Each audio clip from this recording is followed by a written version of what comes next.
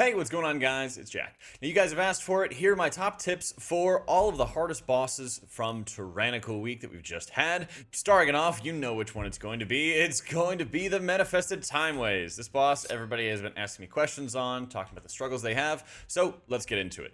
What I always do and what is always recommended is you, in advance, tell people what the dispel order is going to be.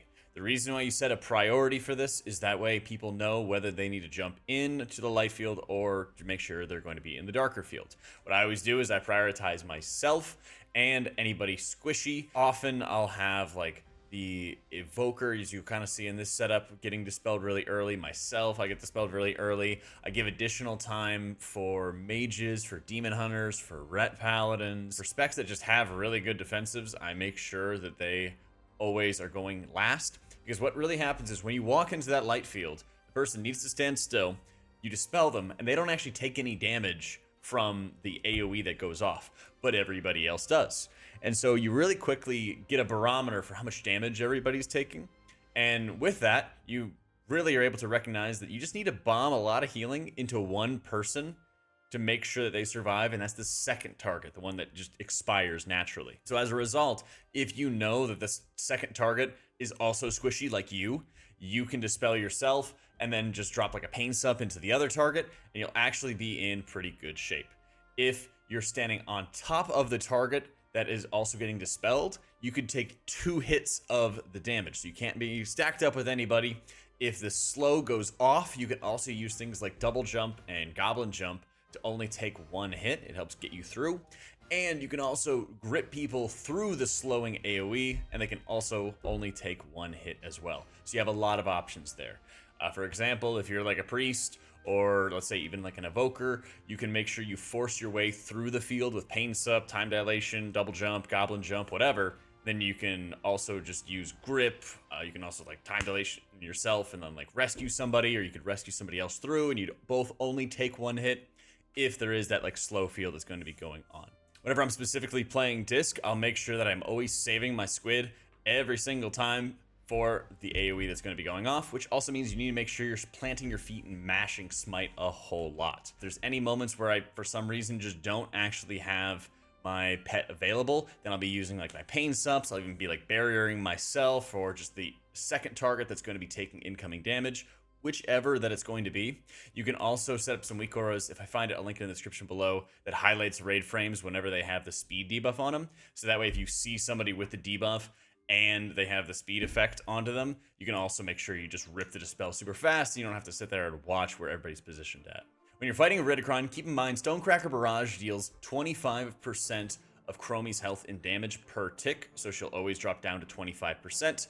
And so that means that you have about a minute or so, maybe a minute and a half even, to be able to top her off before the next wave of damage is incoming.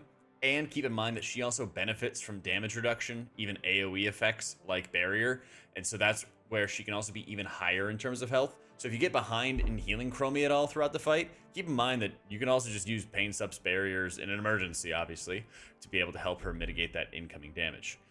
Also keep in mind, using Shadow Meld is insanely useful for mitigating the Stonecracker Barrage initial like hit that you store up with Chromie. I'm always making sure on Iridikron that I have my pet up and ready to go. But the most important thing is once the Stonecracker Barrage ends, of course you're going to have your pet up, of course you're going to do a lot of healing, but the Earth Surge is going to be happening soon after that.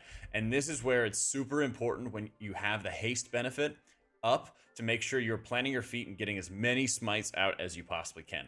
One big mistake a lot of people make on this fight is moving around too much, especially when they don't need to, when Earth Surges are coming close to them.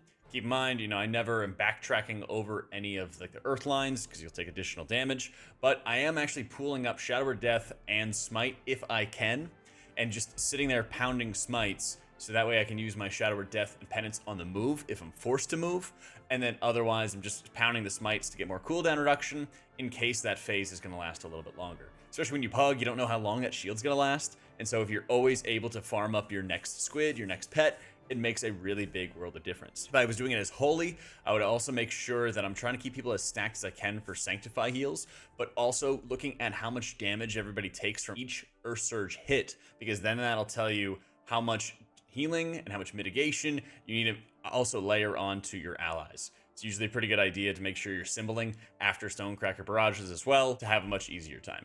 When fighting the Heartsbane Triad in Waycrest Manor, of course, you're going to have to deal with healing down, of course, taking damage, movement, and then Briar, which is going to be the Thorns mechanic. Whenever I'm in this fight, I am just ripping my squid on cooldown all the time, no matter what, to make sure that I am cranking the big healing. Even when I'm in the healing down phase, it's still going to be very valuable. The way I use my cooldowns is perhaps the most important thing.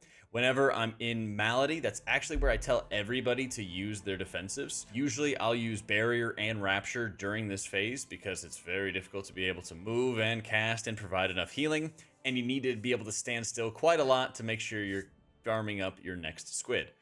Keep that in mind. But also, when everyone is using their defensives, they're mitigating the damage that they know they're going to take all the time. And so communicating this in advance to your team, and even in like a pug group, is the most important thing. And just say, hey guys, just use your defensives while you have to deal with Malady. Because what you're going to do is you're going to watch the target of target when you get to Sister Briar, and then you're going to hold your pain suppressions specifically for Jagged Nettles. Obviously, if people have things like Netherwalk, if you have a Cauterizing Flame from an Evoker or something, you can lean on those things. Dwarf you can lean on, that's great. Keep in mind this fight goes through 2 cycles. First you drop the boss to 50%, and they swap, and then you have to kill the boss and bring it to 0. So having your pain subs available for those witches is usually going to be more than enough. If you want to ever save a pain sup, since you're not always going to be having them if they go long whenever you're in a Tyrannical week, keep in mind Defensive Penance is a very good tool, and so if everybody else is pretty healthy while you're in that Briar phase, feel free to use Defensive Penance onto the target. As Holy, I pretty much am just saving up a Serenity charge every single time to just burst heal that target back to life every single time, no matter what. You can also sort of use GS whenever it's in the clutch, but a lot of times I'll have like Apotheosis during the Malady phase, get extra Sanctify casts out, and then just be ready to always burn my Serenities while on Briar.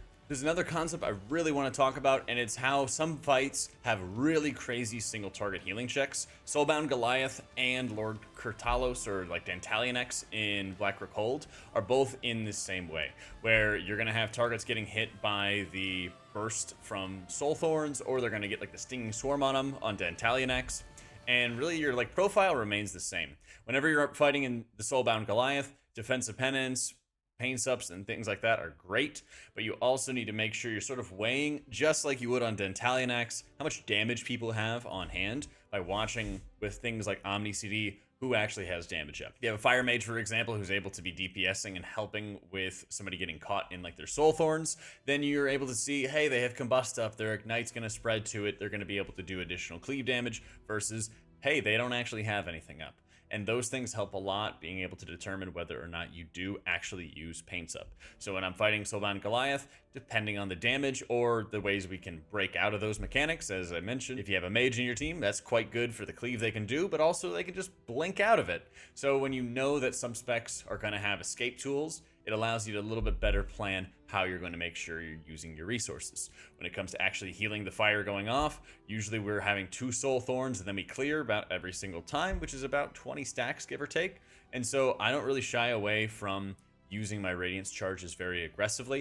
And if I'm especially scared, I can actually cast a Radiance in advance of the clear, cast another just before the clear, have an 8-bolt bursty penance on hand to be able to push up health pools really fast, and then I'm going to be able to have another Radiance charge back quickly because of the Bright Pupil talent to make sure that I'm going to be able to heal everybody. The reason I say Dantalionax is also very similar is when you're looking at if people have damage or if people have escape tools to be able to get out of the Stinging Swarm, that also is going to help you, because when you fight Dantalionax, there's also very even damage that's happening constantly. And so if you're not able to sit there and mash smite a whole lot, then you're not going to be able to get your squid up, and then if you don't get your squid up, then people are going to bleed out, and it's just going to be more problems layering on top of each other. And so again, what I like to make sure that I'm doing is either using Pain Sup or using like Voodoo Totem. I've been using that a lot lately. Leaf the Ancient Protectors is great to help mitigate that damage so that I can then continue smiting all the time.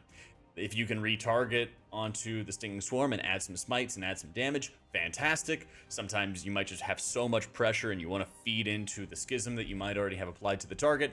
That's fine too. But keep in mind, when you have things like Barrier down to help mitigate damage, especially if you have it like later on in the fight, or if you have like Execute going on, you're going to be able to provide a lot more healing to the target. you can kind of lean on these different resources. When you have Paints up, you should feel free to just continue smiting the boss, and having that regular wave of healing that's going out on everybody be enough to actually keep that person alive. Watching people's defensives makes a massive difference, and keep in mind things like Bop are also fantastic for removing those debuffs from the target to begin with, and making sure they're not taking a lot of additional damage. In Everbloom, you can pretty much have 3 back-to-back fights, which are absolutely brutal. When you're dealing with the Ancient Protectors, obviously it can be really tough when everyone's spread out all over the place, and since the tank usually shouldn't need much in the way of defensives, sometimes they do, I try to make sure I'm using Pain Sips onto myself or any other squishy targets that I might have with me in the group, but I also make sure that when I have downtime, that I'm mitigating that downtime of like pet uptime with damage reduction. And so whether it's like calling for people to use defensives, or like making sure that you're saying in advance, especially if you're in a pug, like, hey, after a charge, make sure you always move into melee or something like that. Because that way you're going to have the option of keeping everybody in close together for when you're going to use things like barrier. One of the best ways to really do it is if you're focusing down Telu all the time, then there's going to be moments where Telu starts AoEing, and usually you're not going to catch a lot of Gola kicks, which is the other caster. And so when those AoEs are really going off, that's when you want to make sure you're using barrier or Pain Sup or both, depending on all those casts that are going to be going through. I'll also include a weak aura for the dungeon targeted spells. I'll make sure I have a link in the description below, because then they'll also highlight some frames as to when they're going to be taking the damage, and that way you can kind of know in advance which targets you might need to Pain Sup to be able to sort of catch people before they drop down too terribly low. The general process of making sure you're using your personal defensives, Pain Sup, barrier, damage reduction for moments that you have squid downtime is actually insanely important, because a lot of moments, if you just are comfortable standing still enough, then you're going to be able to make sure you properly sort of muscle heal through those moments.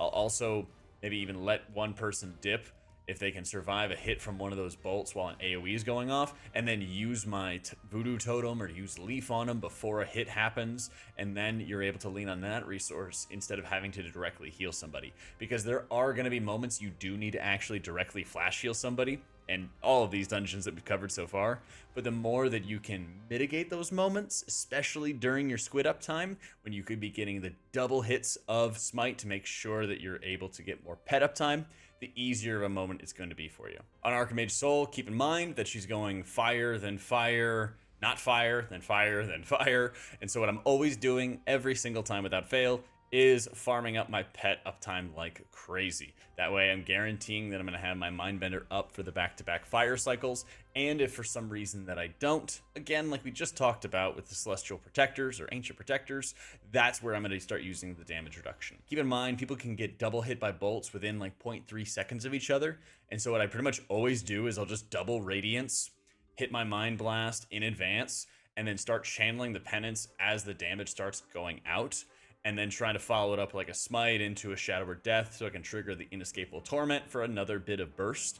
This usually is enough to make sure that people are surviving, but if I notice that somebody is really vulnerable, I'll make sure I like Pain Sup them in advance. Sometimes it's just going to be me that I'm going to Pain Sup in advance, and you'll be able to kind of go from there. On the final boss, I think Everbloom is probably one of the most brutal dungeons that you have for healing, especially as Disc. It's extremely difficult to be able to heal the entire duration of the ad on Tyrannical and also maintain your pet uptime.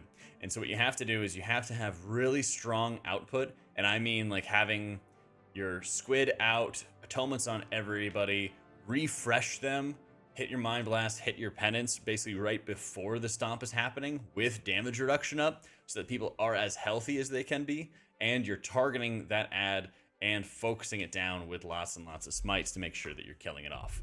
A lot of times what I'll do is I'll have rotation onto myself of damage reduction. Like if I have Fade, Desperate Prayer, and Protective Light on myself, then fantastic. But if I don't have things like Desperate Prayer, for example, I'll usually just cycle the Pain Sups onto myself and alternate that with like Barrier for the rest of the team to be able to help mitigate that incoming damage. It's also really helpful, especially if you have a mage in comms, to make sure they use things like Mass Barrier after a tick goes out, especially if they can use it right before the stomp comes out, because then people are going to take a hit, they'll have a shield, and you're also still going to be able to push up health bars while the shield's persisting.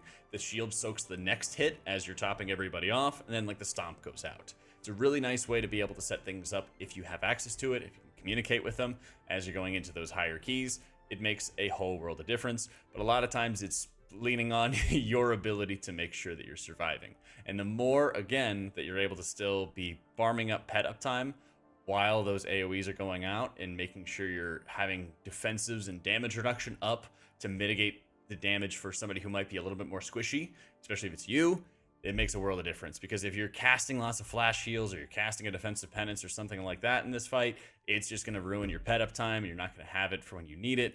And that's going to cause a lot of problems. It's also really valuable if you have power infusion going during that time where you're killing off the ads, because then you're going to be able to farm up your next pet that way and be able to continue the cycle of that incoming damage. But keep in mind, your real goal is getting to execute phase on that ad, and you'll be able to continue healing through that with just your atonement on its own. You should be just fine.